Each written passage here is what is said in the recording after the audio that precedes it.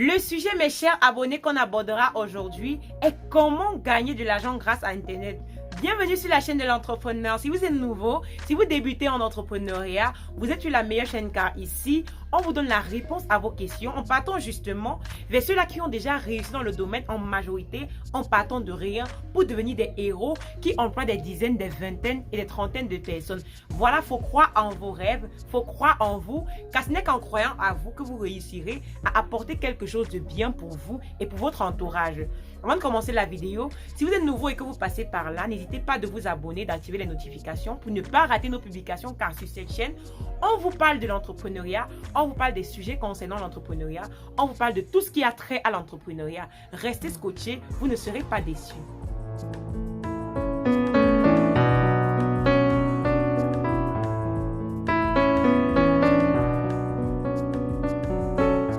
La question qui me taraude encore la tête depuis ce matin est comment gagner de l'argent grâce à Internet. Cette question m'a trotté à la tête pendant de nombreuses années, mais grâce à Internet, grâce aux différentes plateformes, j'ai eu la réponse à travers cette jeune Camerounaise qui est devenue multimillionnaire, peut-être incroyable, grâce à Internet. Elle est comptable de formation, mais grâce à Internet, elle a pu développer des entreprises qui lui permettent de vivre décemment. Elle s'appelle Kamada. Elle sera avec nous tout au long de la vidéo pour nous dire comment est-ce qu'elle a fait pour arriver à un tel stade de sa vie, pour nous dire comment est-ce qu'elle a fait pour arriver à devenir millionnaire, multimillionnaire, grâce bien sûr à Internet, un outil que beaucoup négligent, un outil que beaucoup utilisent même sans savoir que grâce à cela, on peut se faire de l'argent. Franchement, c'est peut-être incroyable, mais c'est vrai. Restez scotchés car tout au long de la vidéo, elle nous expliquera ses faits, elle nous dira comment est-ce qu'elle a fait, comment est-ce qu'elle a fait pour en arriver là, comment est-ce qu'elle a fait pour développer une activité, comment est-ce qu'elle a fait pour entrer à Internet et surtout le plus important, qu'est-ce qu'il faut faire pour devenir par exemple comme elle. Restons scotchés pour voir ce petit reportage d'elle. Vous avez vu avec nous comment Kamada a réussi à faire pour arriver à être multimillionnaire grâce à Internet. On m'appelle Kamada parce que depuis plusieurs années, j'ai décidé que mon nom est une marque en fait. Je ne savais pas vraiment, je ne voyais pas clair devant, mais dans ma tête, je savais que je devais aller loin. Donc pour moi, Kamada, c'est Kamtien Magapche Daniel, donc Kamada. Et là, beaucoup de personnes se disent que c'est mon nom, etc. Pourtant, c'est les... On appelle ça quoi? Les applications. Les initiaux de mon nom en fait. Donc je porte ça depuis plusieurs années. Alors, je suis comptable de formation. J'ai un master 1 en finance comptabilité obtenu à l'université de Tchang. Ça c'est depuis 2014. Et mon parcours a été un peu... Comment je veux dire? Il y a eu beaucoup de collines et il y en aura. J'ai eu la grâce de vite fréquenter un bac à 16 ans. C'est vrai qu'il y a des personnes qui ont le bac à moins de 16 ans, mais dans ma génération, j'étais un peu plus en avant. Donc, et quand je passe le bac, je me pose des questions. Qu'est-ce que je veux faire vraiment après le bac? Et avant ça, j'avais comment je veux dire? J'avais des problèmes dans le sens où, en tant que jeune, on n'aime pas trop quand le papa nous répète à la maison, etc. Parce qu'il va gronder, il va fouetter. Donc je me suis dit qu'il fallait que je fasse une filière que mon père n'a pas fait. J'explique comme ça pour qu'on voit où je veux en venir. Donc c'était en fait mes motivations, c'était de faire une filière que mon père n'a pas fait. Comme ça on ne devait pas me gronder, on ne devait pas dire pourquoi tu as fait ci, ça. Et j'étais intelligente, je suis intelligente, mais étant un peu désordonnée, je me rends compte qu'à un moment donné, j'ai tout jeté mes livres et tout. Donc voilà des motivations qui m'ont dit il faut que je fasse une filière où on ne doit pas me demander de changer les livres, etc. Ça, c'est vraiment l'esprit d'enfant, et c'est ça qui me dirige dans la comptabilité. Et qu'est-ce qui se passe par la suite? C'est que j'arrive à un moment donné en licence. En licence, on fait des formations professionnelles, ça veut dire qu'on se retrouvait avec des professionnels, des personnes qui travaillent déjà en entreprise, qui viennent pour obtenir leur licence professionnelle, qui viennent obtenir leur master. Et tu te retrouves au milieu des personnes, tu es jeune, tu as 19-20 ans, et tu veux commencer à te prendre en charge. Parce que moi, je suis l'aîné d'une famille, et je me disais toujours que à un moment donné, il faut bien que je commence également à prendre soin de moi. que papa, il s'occupe juste des petits frères, etc. Donc c'est où je commence à prendre conscience qu'il faut que je fasse quelque chose. Et la comptabilité, pour ceux qui connaissent, généralement pour intégrer une entreprise en tant que comptable, il faut avoir une expérience professionnelle, on te demande il faut 5 ans, il faut 10 ans, etc. Et c'était compliqué à cette période, c'était vraiment compliqué. Et cette période également, j'avais décidé de dire ok, il faut que je parte, il faut que je voyage. Donc j'étais en mode obsession voyage, en mode obsession voyage. Je ne sais pas si les slides, ok, on va faire un peu. Donc, en 2013 alors, j'ai une envie acharnée de partir à l'étranger. Et c'est où j'ai commencé également à m'intéresser au développement personnel. Et à cette période, le fait de vouloir aller à l'étranger, ça fait que j'étais tout le temps au cyber. Donc chaque jour qui passait, je partais au cyber, je me connectais, etc. Je fouillais les bourses, je cherchais de façon, je dis vraiment acharnée. C'était comme une maladie pour moi, j'étais vraiment obsédée parce que je voyais des gens partir, nos enseignants même, ils se plaçaient là, ils parlaient de leurs expériences, mais ils disaient qu'ils sortaient de Nantes, ils ont d'abord fait Nantes, ils ont fait telle ville, Paris, etc. Donc du coup, moi dans ma tête, j'écoutais le cours, mais je dis ok, ça veut dire que si je veux aussi réussir comme eux, il faut que je parte avant de revenir. Donc pour moi, c'était devenu une obsession. Et à cette même période, vu que je prenais déjà conscience du fait que papa n'a pas forcément assez d'argent pour prendre soin de moi, etc. Et j'avais refusé l'idée, en tant qu'étudiant, je connais ce que ça fait. Les jeunes filles, on voit nos amis avec des relations, etc. parce qu'elles veulent de l'argent et tout. Bon, moi j'ai eu la grâce de ne pas avoir ce désir-là. Donc là, peut-être accepter des propositions bizarres parce que tu veux de l'argent. Je préférais même parfois inventer des trucs à mon père. J'invente pour dire qu'il y a des photocopies et tout, parce qu'on se connaît. Donc je pourrais inventer cela pour dire qu'il y a des photocopies. Comme ça, c'est mon père qui me donne de l'argent, pas que je parte faire des trucs bizarres. Et plus on avance, master, les cours deviennent de plus en plus, les jours, oui, réduits. Donc tu es censé travailler et fréquenter. Et comme il n'y avait pas de travail, on disait qu'il fallait une personne avec une expérience de 10 ans, un homme de 35 ans, un homme de 40 ans qui a 10 ans d'expérience. Tu es là, tu as 20 ans. C'est où la réalité a commencé à me rattraper. Et plus je restais avec mon père, j'étais gênée. Parce que pour moi, demander l'argent pour les petits trucs de 1000 francs, 500, moi ça me gênait. Ce qui se passe, c'est quoi? C'est où le déclic a commencé. Cette envie de vouloir prendre en charge. Et je me rappelle, quand on fait comptabilité, on aimait se moquer des personnes qui vendent les bus à l'entrée du campus. Donc, quand tu passes là, tu vois les disques au soleil, là, tu dis, là, qu'on fait marketing, là, mais tu te vois dans le bureau, etc.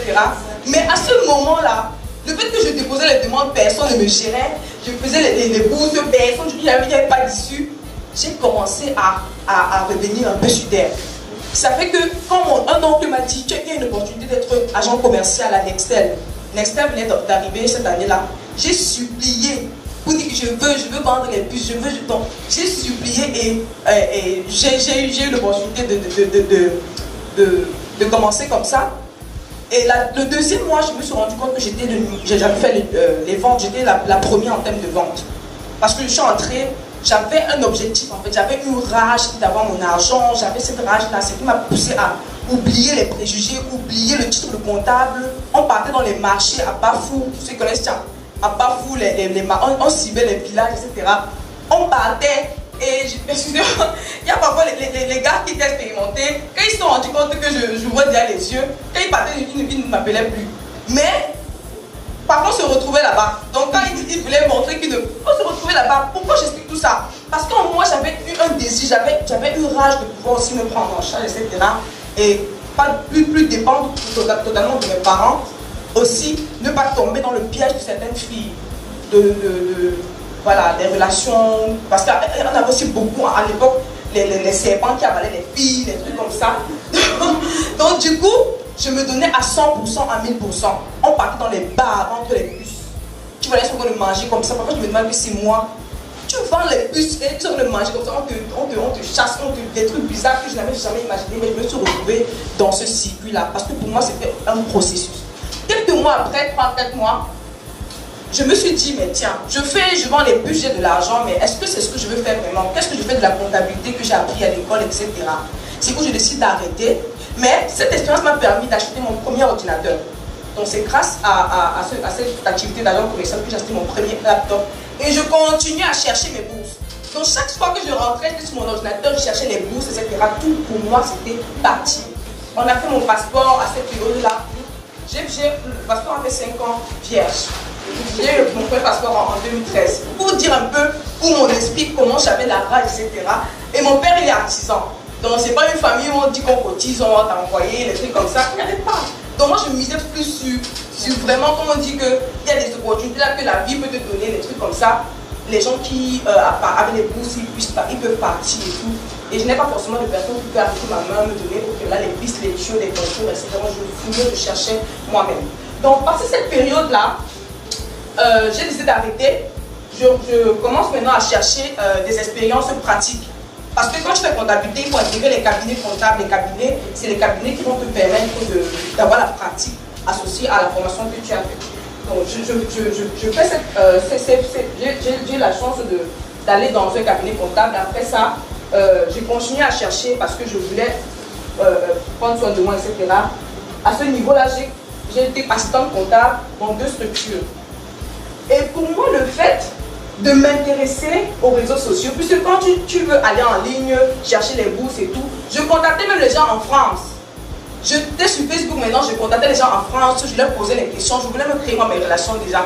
Parce que dans ma tête, je me voyais que j'étais en France. Et les 2 expériences en tant que secrétaire comptable, tout ce que je gagnais, le peu que je gagnais, j'ai mis dans la bourse française, les trucs de Campus France, j'ai fait mes dossiers, j'ai fait ceci. J'étais très sûre de moi. Donc le jour où j'ai déposé mes dossiers, j'avais écrit la date, ok, parce que la date de mon visa, les trucs comme ça. Parce que ma foi était vraiment au top.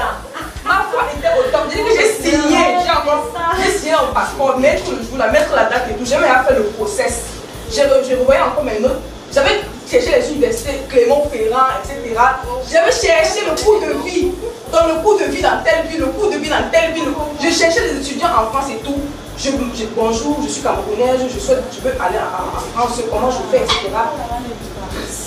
Et en cherchant comme ça, c'est en cherchant que j'ai commencé à découvrir. Donc je découvrais Internet, Facebook, YouTube, j'ai commencé à suivre le coach William Diamel. On a parlé de lui tout à l'heure. Et vraiment, j'ai écouté avec beaucoup d'attention, bien que j'étais là-bas, maman Georgette.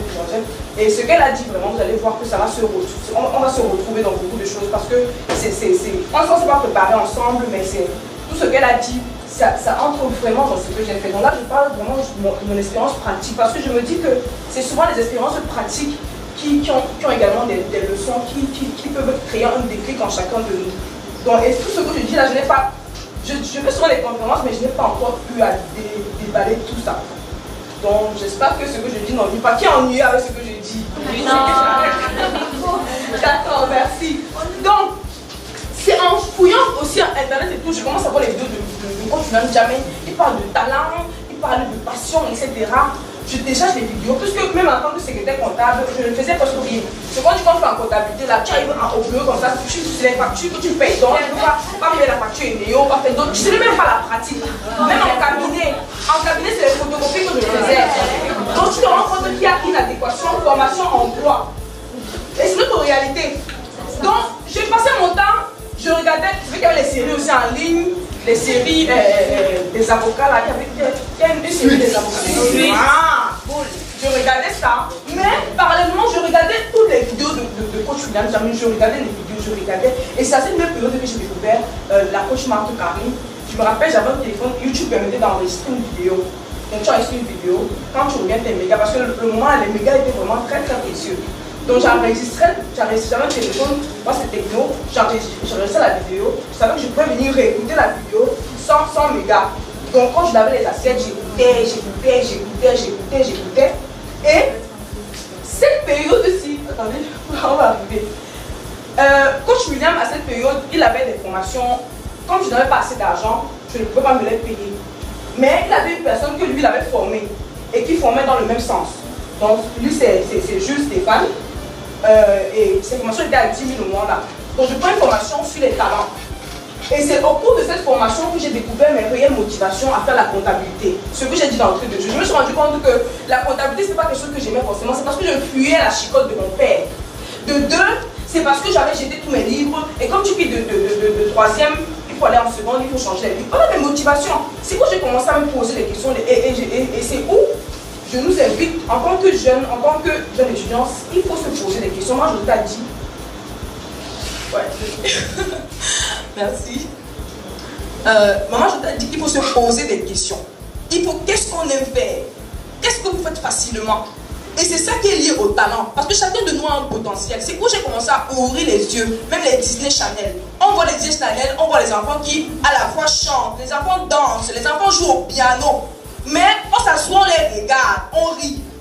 Pourtant c'est les enfants, oui. Quand je vois les The Voice Kids, c'est où j'ai commencé à ouvrir les yeux. Parce que The Voice Kids, quand les enfants vont chanter, on va venir, on va parler du parcours de l'enfant. On va dire que l'enfant a commencé à chanter quand il avait 3 ans. Quand il avait 2 ans, c'est où j'ai commencé à ouvrir les yeux. Et je me suis posé les bonnes questions sur ce qui me plaisait réellement. Qu'est-ce que je voulais faire réellement de ma vie, etc.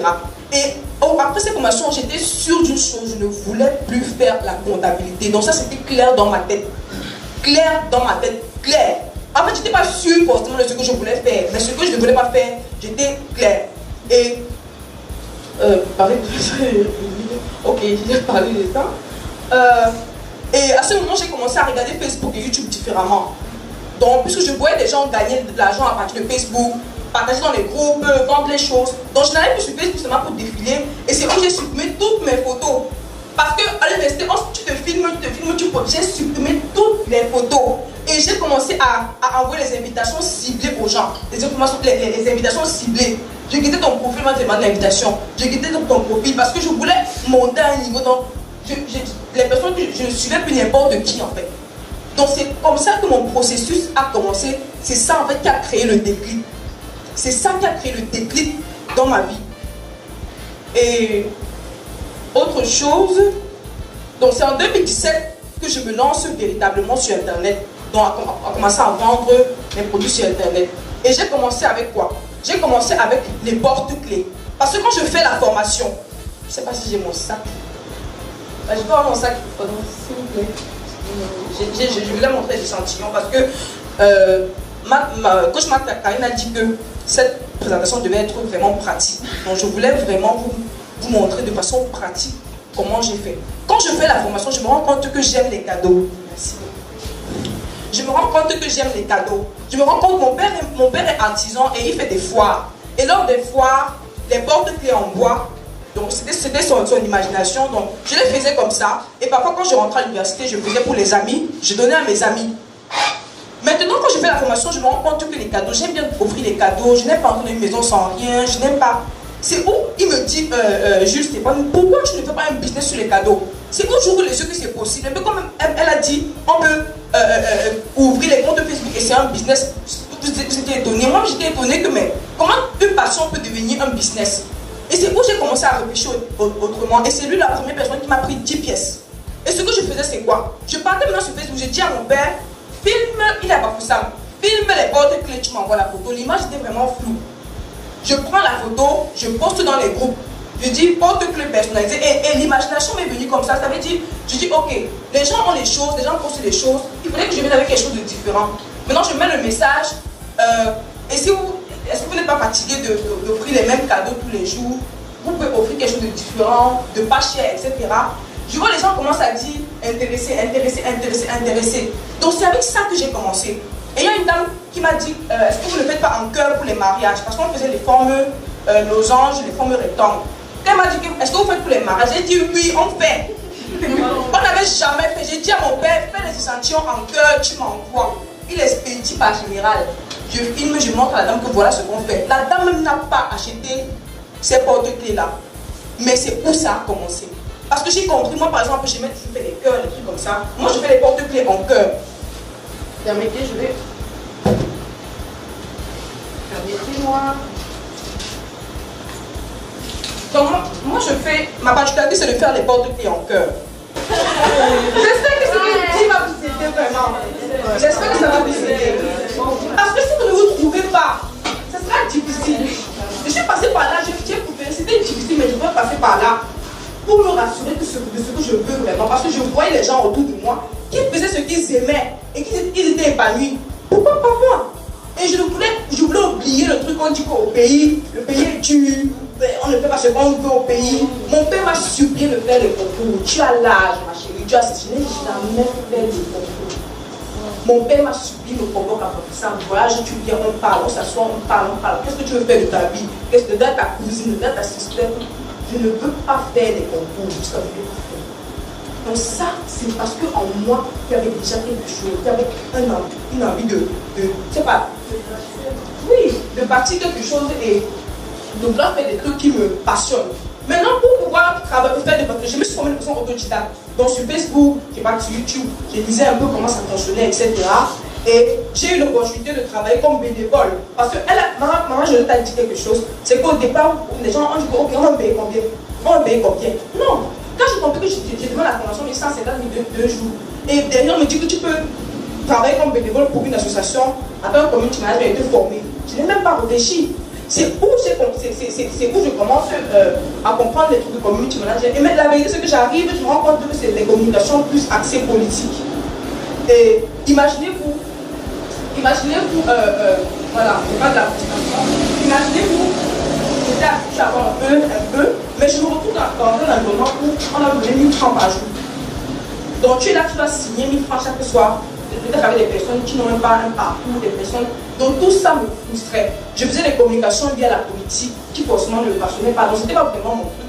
Et c'est cette frustration. Moi, je n'ai pas de la prière, c'est parce que moi je suis chrétienne. Je ne sais pas pour vous. Donc ces moments-là m'ont aussi permis d'être frustrée. Et j'appelle des scènes de frustration, les trucs qui te dérangent mais qui ne sont pas là pour te détruire. C'est les situations qui te dérangent mais qui veulent te pousser à sortir de ta zone de confort, à sortir d'un état pour passer à un autre. Et chacun de nous va recevoir ça dans sa vie. Il y a des moments où tu seras avec tes amis, tu vas sentir que tu n'es pas ta place. Tu vas faire des trucs, tu vas sentir que tu n'es pas à l'aise dans ça. Tu vas vouloir faire des choses, mais tu seras bloqué, financièrement bloqué. Ça va te frustrer. Mais cette frustration doit te pousser à trouver des bonnes solutions pour monter. Et non trouver des facilités comme on voit, ok, les gens sont poussés par signer des choses qui n'ont pas de sens et tout. Non. Et pour pouvoir le faire, chacun doit avoir à l'intérieur, je ne sais pas, croire en quelque chose. Moi, je crois en Dieu. C'est pas. Donc, chacun doit avoir une source à l'intérieur et savoir s'entourer. Et il faut prier pour ça. Je me rappelle, excusez-moi. Il faut prier, si vous priez, il faut le désirer, s'il vous plaît. Il faut le désirer ardemment. Et moi, chaque fois, je disais, je vais être au bon endroit, au bon moment, de bonnes personnes. Chaque jour, je vais être au bon endroit. Et ce que vous désirez, vous attirez vers vous. Et c'est pourquoi, malgré tous ces moments difficiles, il y avait des personnes autour de moi qui me disaient, mais Daniel, tu es bon, pourquoi tu ne fais pas Facebook? Pourquoi tu ne fais pas telle chose, etc. Et c'est toutes ces connexions-là qui m'ont dit, mais il y a une personne qui peut te former en digital marketing. Maintenant, un soir, j'étais à Bourges. Je ne sais pas si le jour, on avait fini à 22h, il fallait faire je filmais même, je faisais des trucs, je n'étais pas vraiment à l'aise. C'est où je décide j'ai rencontré un professionnel digital. Et c'est où je commence ma vraie aventure sur le net. Et c'est où je comprends également l'importance de l'anglais dans le business en ligne. Et la méthode de learning by doing. Donc, tu apprends en faisant. Tu apprends en faisant. Il n'y avait pas des cours. Ce sont les expériences des formateurs. Tu t'appuies sur les expériences des formateurs. Donc, il n'y a pas un cours défini. Et là, je vous dis, il n'y a pas une formation définie qui est la Bible, comme on dit que c'est exact. C'est le fruit des expériences des gens. Il y a des gens qui ont fait des expériences, ils ont fait ça n'a pas marché, ça a marché. Et c'est sur ça qu'ils s'appuient pour partager, c'est ça qu'ils s'appuient pour marcher. Ils ont fait des process qui ont marché. Et quand un process marche, c'est ça maintenant qu'ils dupliquent, c'est ça qui devient un standard. Je ne sais pas si on comprend. Donc c'était pareil avec lui. Il n'y avait pas des cours, chapitre 1, chapitre 2, etc. On faisait sur le tas. Et ça a boosté ma capacité à faire des recherches. Et c'est ce que j'ai une personne a demandé comment concevoir sa business. Je vous dis la vérité que si aujourd'hui ici chacun n'active pas le mode j'apprends à faire des recherches, vous êtes fini. Il faut activer le mode j'apprends à faire des recherches. Parce que la vérité c'est quoi? C'est que à l'école on ne nous a pas appris, notre modèle, on nous a pas appris à faire des recherches seuls. Et c'est pourquoi à l'université parfois on est bloqué. À l'université on veut toujours écrire et tout. Et c'est pourquoi à l'université on essaie de changer, de casser un peu le rythme. Parce qu'on commence à te dire tu vas aller faire des recherches, tu vas aller à la bibliothèque. Je suis passé à la bibliothèque de Chaplin une fois. Il y avait un doyen là, professeur Kandel. Il ne faisait pas cours. Tous ses cours, il parlait de son expérience, de son parcours, de comment il était à Nantes, et il était dans le métro avec telle personne et tout. 45, si il faisait couvrir le temps, 45 minutes, c'était son expérience. Et 15 minutes, c'était vous donner les références pour aller chercher. Il vous donne les références pour aller chercher. Et c'est tout ça qui a comme donc. Donc, pour dire quoi, il faut activer sa capacité à faire des recherches, sa capacité à chercher soi-même. Et la formule learning by doing m'a beaucoup appris parce que j'apprenais, j'appliquais. Et c'est ce modèle que moi j'aime actuellement. Donc, les théories qu'il faut aller d'abord tout lire avant de venir tout appliquer, ça ne passe pas pour moi. Et pour les personnes, si vous voulez vous lancer en ligne, vous devez d'abord activer ce mode-là. Cette capacité à apprendre et à appliquer. Apprendre et à appliquer. Donc, ça m'a permis de proposer mes services de freelance. On a parlé de c'est quoi un freelance. Bon, moi, à l'époque, je ne connaissais pas forcément ce que c'est que freelance, mais c'était en marketing digital sur des plateformes américaines et françaises. Je vais vous donner les noms tout à l'heure. Donc, j'ai trouvé 2 plateformes. Et pourquoi j'ai commencé à le faire? C'est parce que je ne dormais pas. On était tous là, on était en équipe, chacun travaillait. Et vous savez, quand vous arrivez dans le milieu, on ne veut pas forcément vous dire des choses. Parce qu'on explique que vous venez d'arriver, il faut aussi que tu attendes, chacun cachait. Non. Je suis allée chercher. Je guettais, je voyais comment papa parlait des plateformes là et tout. Quand j'ai constaté que c'était un peu, donc on voulait faire fermer, j'ai dit ok, Internet n'est pas fermé.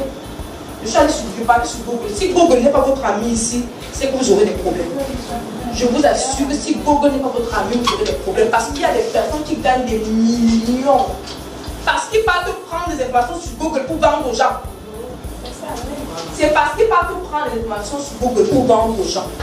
Donc si vous n'activez pas le mode de recherche, vous allez payer pour des choses que vous aurez dû aller chercher vous-même. Ce que nous demandons de faire, c'est de suivre ses conseils, c'est de revoir la vidéo si possible pour comprendre pourquoi. Et noter surtout pour comprendre pourquoi, voilà comment est-ce qu'elle a fait pour développer une telle stratégie qui la permet aujourd'hui de dire avec fierté qu'elle est multimillionnaire grâce aux réseaux sociaux que beaucoup ignorent. Voilà, c'était tout pour lui. Ça vous a plu? Max de pouce, merci, dites-nous en commentaire. Dites-nous également en commentaire. Et si vous aimeriez qu'on aborde les prochaines fois, surtout, mais alors surtout, si vous êtes nouveau et que vous passez par là, n'hésitez pas à vous abonner, d'activer les notifications car sur cette chaîne, on vous parle de tout ce qui concerne l'entrepreneuriat, on vous donne la réponse à vos différentes questions.